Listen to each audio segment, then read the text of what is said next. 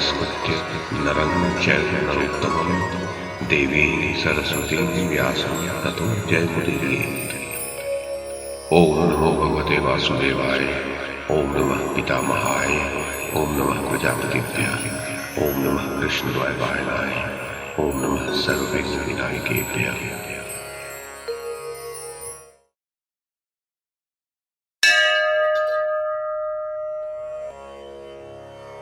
धृतराष्ट्र ने कहा, संजय, हमारी सेना में अनेक गुण हैं, अनेक प्रकार के योद्धा हैं और उसके व्यूह का निर्माण भी शास्त्रीय रीति से हुआ है।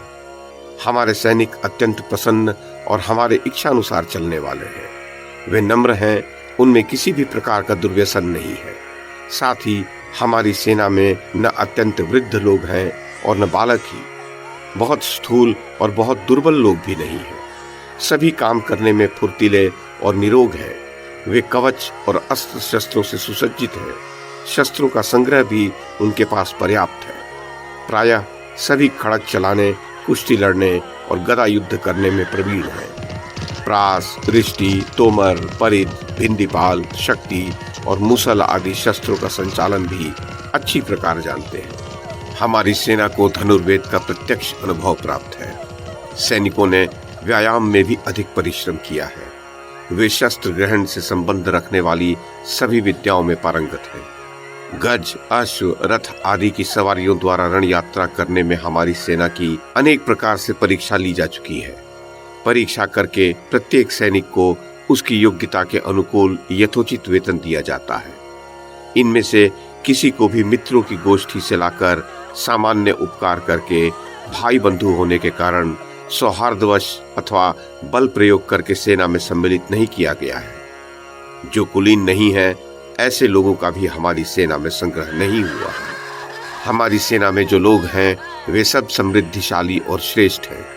उनके सगे संबंधी व भाई बंधु भी संतुष्ट हैं। सब पर हमारी ओर से विशेष उपकार किया गया है। सभी यशस्वी और मनस्वी हैं। तात, जिनके कार्य और व्यवहार को कई बार देखा गया है, ऐसे मुख्य स्वजनों द्वारा जो लोकपाल के समान पराक्रमी हैं, हमारी सेना का पालन पोषण होता है। ये संपूर्ण जगत में विख्यात है।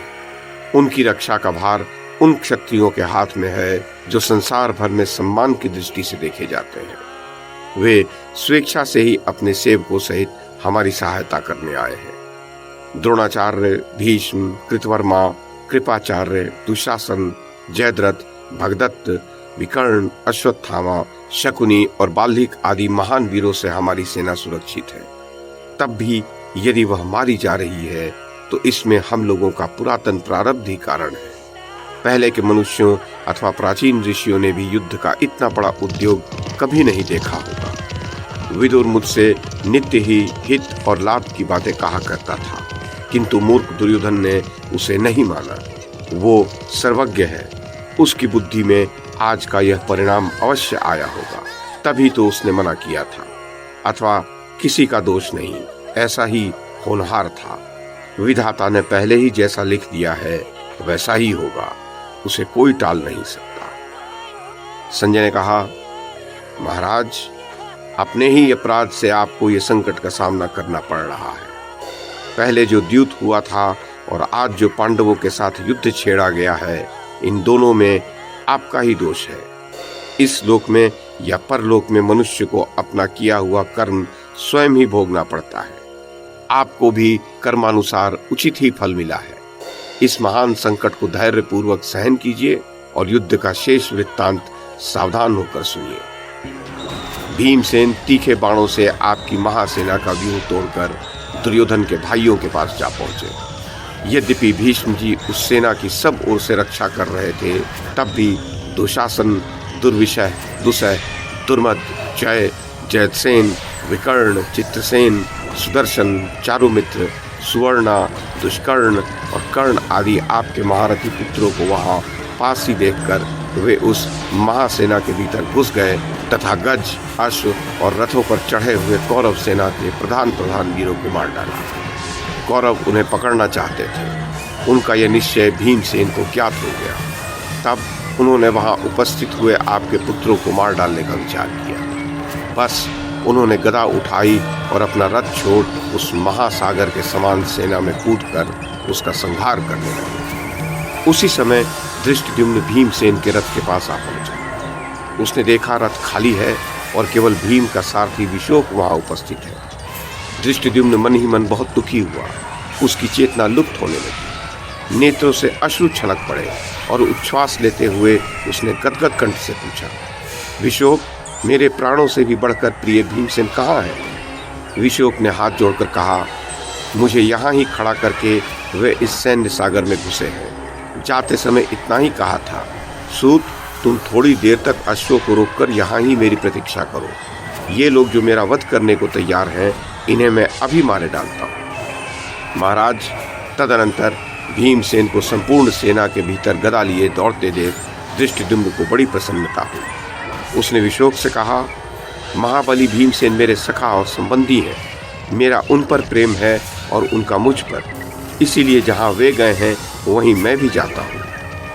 भारत, ये कहकर धृष्टद्युम्न चल दिया और भीमसेन ने गदा से गजों को कुचलकर जो मार्ग बना दिया था, उसी से वह भी सेना के भीतर जा घुसा।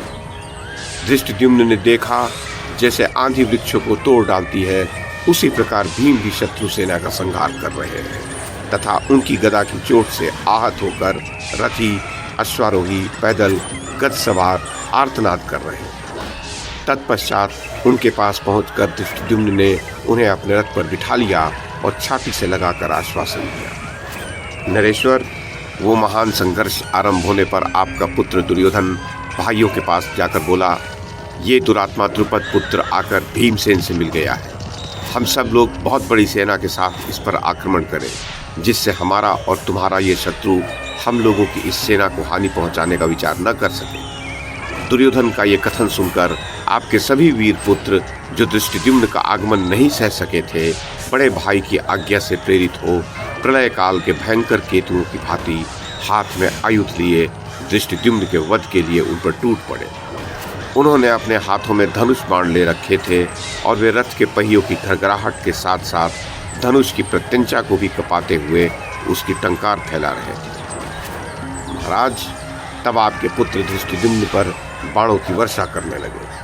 धृष्टद्युम्न अद्भुत प्रकार से युद्ध करने वाला था। बाण वर्षा से उसे तनिक भी व्यथा नहीं हुई। उसने सब योद्धाओं को अपने बाणों से बींच डाला। इस पर भी आपके पुत्रों को बढ़ते देख महारथी द्रुपद कुमार ने प्रमोहनास्त्र का प्रयोग किया।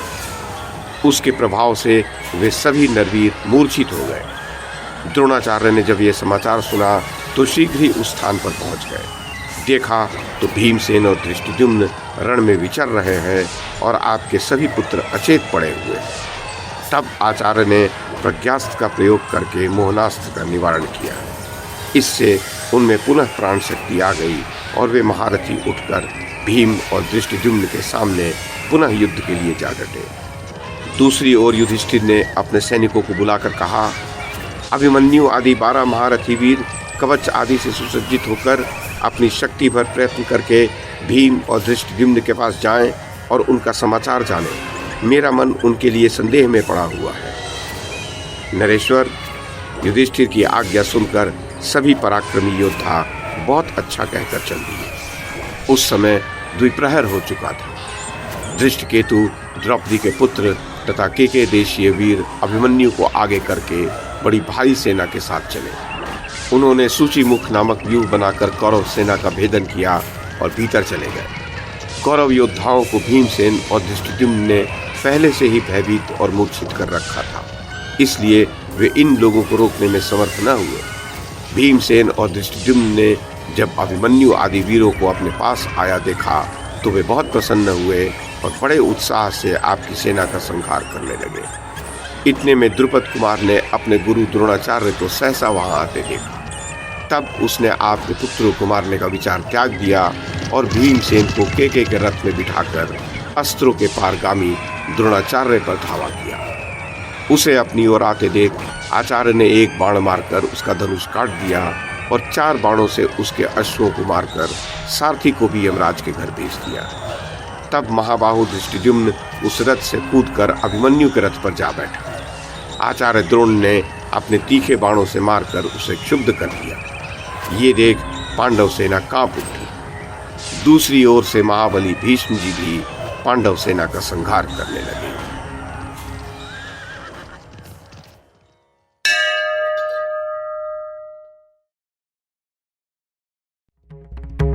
YouTube के माध्यम से महाभारत की कथा को एक श्रृंखला के रूप में प्रस्तुत करने का हमारा ये प्रयास यदि आपको सराहनीय लगा हो तो कृपया इस कड़ी को लाइक और शेयर करें, चैनल को सब्सक्राइब करें और बेल आइकन को दबाएं। साथ में अन्य लोगों को भी देखने के लिए प्रेरित करें।